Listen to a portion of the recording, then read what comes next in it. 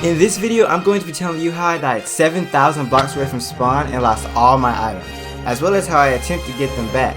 If you end up enjoying this video, I really appreciate it if you like and subscribe. It helps out a ton and I'm sure you won't regret it. I just finished surviving in this world for 100 days, so I was pretty bored and needed something to do. All I was doing was flying around my base aimlessly, and at this rate I was going to run out of fireworks, so I needed a way to restock them. A creeper farm definitely would have been the best choice, but I didn't want to go through all the hassle, so I settled on making an inferior and less productive version, a regular mob farm. I didn't have anywhere near enough cobblestone, so I went to my strip mine and started excavating stacks of cobble to build with.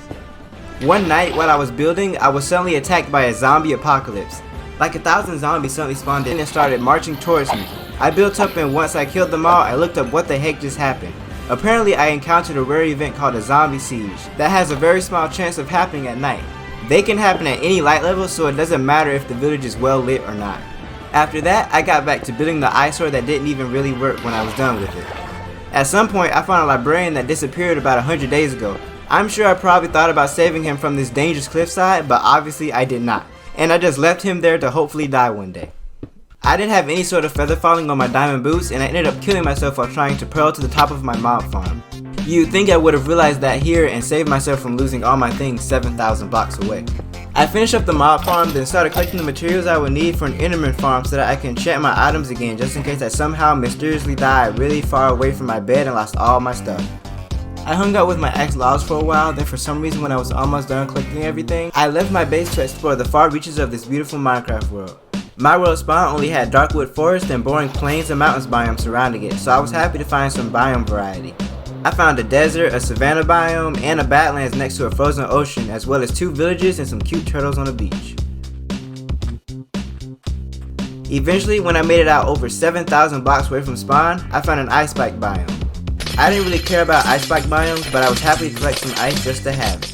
Right here, I look at my inventory, and as you can see, my Elytra didn't have any visible durability left on it. If I would have held my inventory open for even a moment longer, I'm sure I would have noticed it, but I didn't. You guys seriously don't understand how fast my heart was racing in this moment.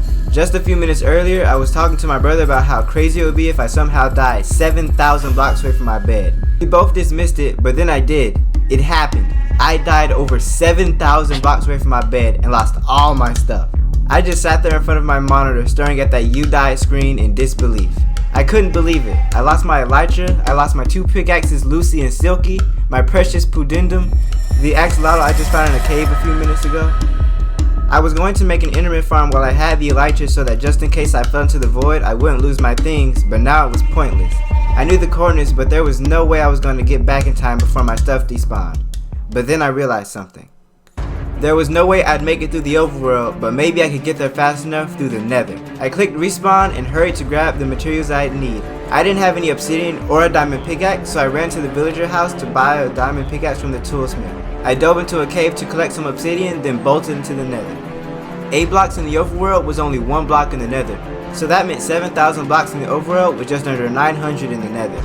I calculated where I'd have to run to in the nether, then ran as fast as I could. I had to travel almost 1,000 blocks to reach the location, but it was better than having to run through forest and cross an ocean. I made the portal at x negative 515 and y negative 923, then lit the portal and jumped in.